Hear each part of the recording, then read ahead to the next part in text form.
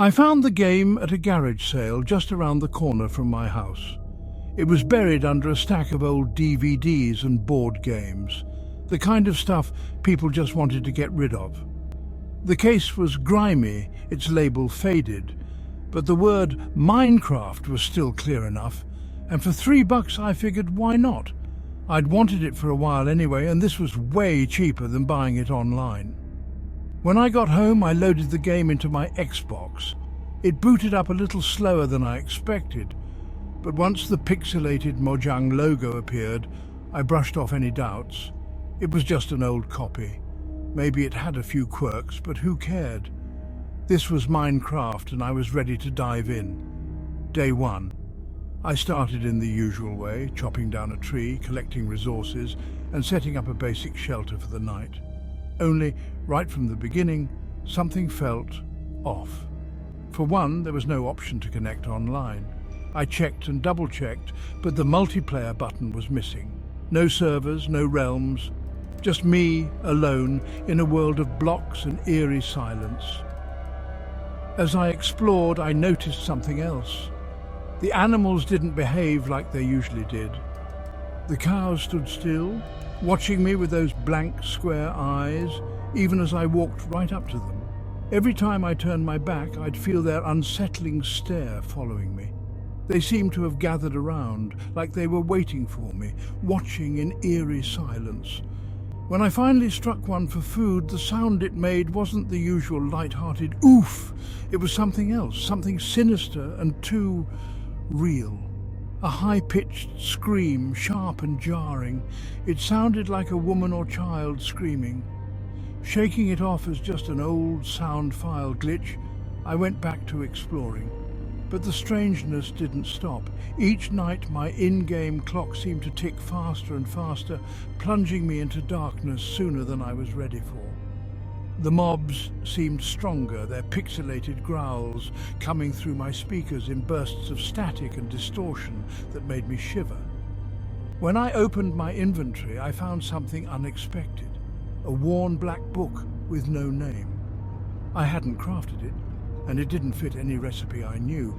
When I clicked on it, the screen darkened, and an image appeared, a photo of what looked like a dead body. The woman had pale skin, open, lifeless eyes, blood coming from her nose and mouth, and bruises around her neck. The image flashed for a second, then it was gone. I told myself it was probably just a file glitch or that I'd imagined it. I was tired after all, but deep down I knew something wasn't right. I turned off the game and tried my best to get some sleep, but I kept thinking about that image. Day 2. The game saved automatically. When I started it up the next day, my character was standing somewhere else entirely, no longer in my shelter, but out in an open field. The ground around me was littered with bones. I didn't remember leaving my shelter, let alone this strange place. My hunger bar was almost empty, and my inventory was a mess, like someone else had been playing. As I stumbled back toward the woods, my screen flashed. Just for a second, I could have sworn I saw something. A face, pale and distorted, twisted in agony, the eyes hollow and sunken, staring right at me from behind the screen.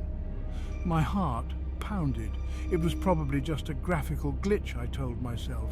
Maybe even a prank left by whoever owned the game before me. Yeah, that made sense. I tried to brush it off. I continued to travel toward where I thought I'd built my shelter and ended up in the middle of a field filled with red flowers. They hadn't been there before, and when I looked down, I saw something even stranger. Graves. Dozens of them. Their headstones marked with words in dark letters. Guilt, sorrow, pain, remorse. Each grave was labelled with an emotion, all radiating a sense of dread. The flowers were just as eerie, some of them wilted and others oozing what looked like blood. I shivered, my heart pounding as I moved away, desperate to find my old shelter. It was gone. No sign of it, as if it had never existed. Later that night I found a village, a ghost village. The houses were empty, some walls broken down, doors hanging off their hinges. I moved closer to investigate, but that's when I saw it. A message scrawled in red text across the screen. "Welcome, Alex. I froze. Alex is my real name. I tried to brush it off as a coincidence, but something in me knew better. Still, I kept going, even as the lights in the houses flickered, casting twisted shadows on the blocky floors. At that point, it was getting late. The game was seriously creeping me out, and I shut it off for the night. Day 3. This time, I woke up inside a house that I hadn't built. A house that felt wrong. The walls were covered in strange graphic drawings, pixelated but disturbingly detailed. I could make out faces twisted in agony, scenes of violence and horror, things that shouldn't have been possible in Minecraft. One picture showed what looked like a family huddled in fear, a child standing at the front with his hands outstretched, eyes wide with terror. The next picture looked like a large man wearing some kind of bag or sack over his head with eye holes cut out. In his hands, he held a rope or noose. The house he stood outside of looked familiar. Another picture showed something even worse, something I don't want to describe. I turned away, nauseous. The screen flickered, and a new message appeared. Why do you play alone? They're waiting for you. I tried to shut the game off, but instead my character spawned on the edge of a dark forest. I saw a tall figure, a creature I'd never seen before. It was humanoid, with eyes that glowed bright red, staring directly at me through the screen. I tried to look away, but my character moved forward on its own, closer to the figure. My controller was unresponsive, and I was forced to watch as my character walked right up to the figure. It whispered in a voice like static, "Don't look away!" My heart raced as the screen flashed and returned me to my character standing alone. The figure was gone, but the trees seemed closer, twisted and clawing at the sky. I shut the game off again. This time it flicked off like normal. I wasn't going back, I told myself. But that night, lying in bed, I couldn't get those images or that mysterious tall creature out of my head. They clung to my thoughts, warping them, twisting them. I didn't sleep much. Day 4. I told myself I was just going to delete the game, but as soon as I turned the Xbox on, Minecraft opened on its own. I couldn't escape. I was hoping it would be over, that I'd find my character back at the spawn point, and all this would seem like a bad dream. But as soon as I loaded in, the screen flashed again, and I found myself in a new area inside what looked like a large, dark mansion. Each room held disturbing images, pixelated but hauntingly vivid. I saw myself in one room holding a knife and smiling as I stood over my family. The next room showed a version of me standing on a ledge looking down into darkness. A voice came through my speakers, low and garbled, like something trying to whisper through a broken radio. "Come find me, Alex." The walls flickered, showing flashes of my own hallway, the pictures on my walls, the view outside my bedroom window. Somehow, the game was in my world. The screen glitched, revealing a message written in what looked like blood. "They're waiting for you. Do it." Another message appeared. "Take the knife from the kitchen, Alex." I almost laughed.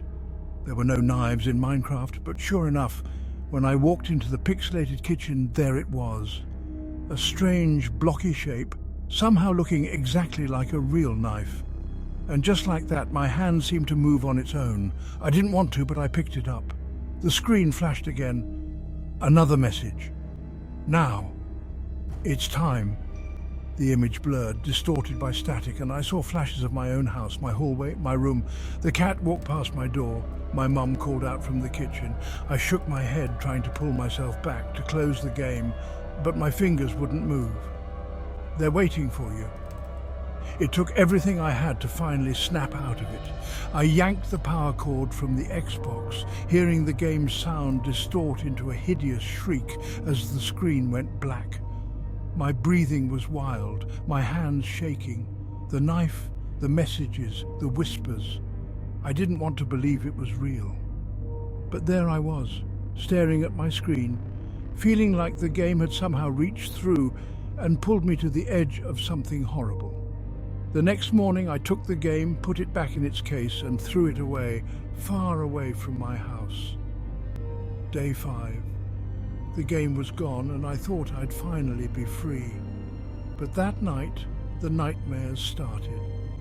I was in a blocky world, identical to the one in Minecraft, but there was no HUD, no health bar, no hunger gauge. Just me, lost in a vast silent landscape. The trees loomed over me, their leaves thick and oppressive, blocking out any light. In the dream I tried to run, but it felt like I was wading through molasses, my movements slow and heavy. Then I'd hear it. A distorted voice, faint at first but steadily growing louder, crackling through the silence. "Alex? Alex? They're waiting for you." I'd turn around, desperate to see who was calling me, but there was nothing. Just darkness, stretching out forever. But each time I turned, I'd feel something else, something watching me from beyond the trees. And just as I'd catch a glimpse of a tall, shadowy figure stepping forward, I'd wake up in a cold sweat. The nightmares kept coming every night, becoming more vivid, more real. I'd wake up, heart pounding, drenched in sweat, certain I could still hear that static-laced voice echoing in my room. Day 10. I hadn't played Minecraft since that last day, but even though the game was gone, I couldn't escape it. Each night the dreams grew darker, more twisted. And then, strange things started happening in my house. One night I woke up to see my Xbox glowing faintly, even though it was unplugged. I stared at it, frozen, watching as the console's light flickered, casting an eerie glow across my room. I tried to ignore it, blaming it on an overactive imagination or just residual fear from the game. But the next morning, I found something chilling on my screen. The words, scrawled in red letters across my TV, clear and mocking, "You can't run." I tried cleaning it off, thinking it was some sort of trick or reflection, but the message stayed. No matter how hard I scrubbed, it was as if it had somehow seeped into the screen itself. Day 15. The nightmares were relentless. I barely slept, and I could feel myself unraveling. I started seeing that figure from the game, tall with those glowing red eyes, in the corners of my vision, just barely out of sight. Every time I turned to look, it vanished, like a shadow slipping into the darkness. My friends noticed my exhaustion, the bags under my eyes, my jumpiness. I told them it was just stress, that I was fine. Then, one evening, as I sat in my room, I heard a noise, a faint scratching sound coming from somewhere close. I tried to ignore it, but it grew louder, sharper, like nails scraping across metal. I finally traced it to the closet where the game case had been, even though I'd thrown it out days ago. Heart pounding, I opened the closet door, half expecting to find that cursed game waiting for me. But it was empty, just rows of clothes and old boxes. I sighed, half relieved, and went to close the door. Then I saw it, a black book, sitting in the shadows of the closet floor.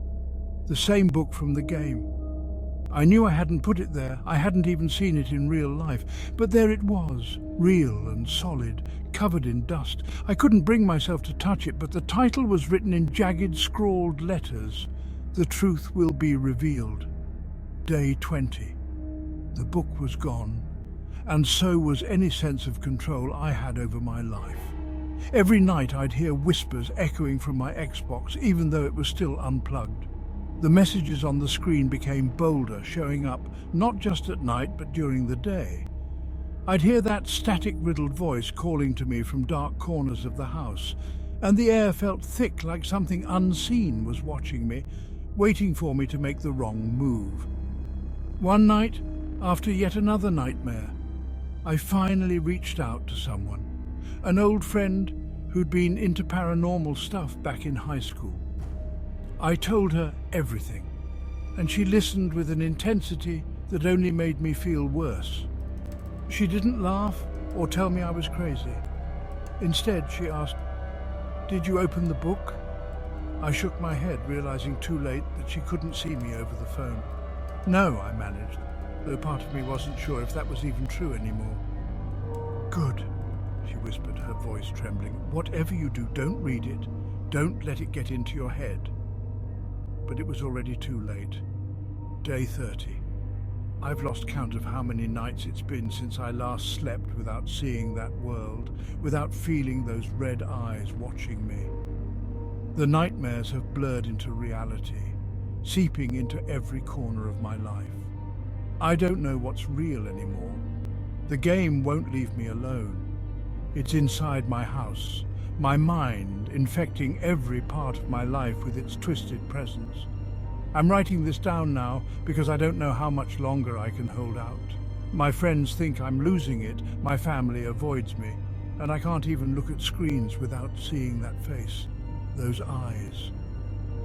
I can still hear the voice crackling and distorted like it's coming through layers of static, calling my name over and over. It wants me to go back.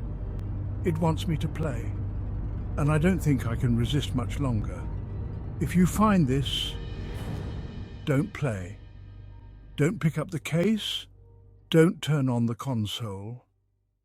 Don't let it inside your mind, or you might end up like me. My name is Arthur Pembroke. Thank you all again for joining me here at Nightmare Theatre. I'll see everyone again tomorrow night.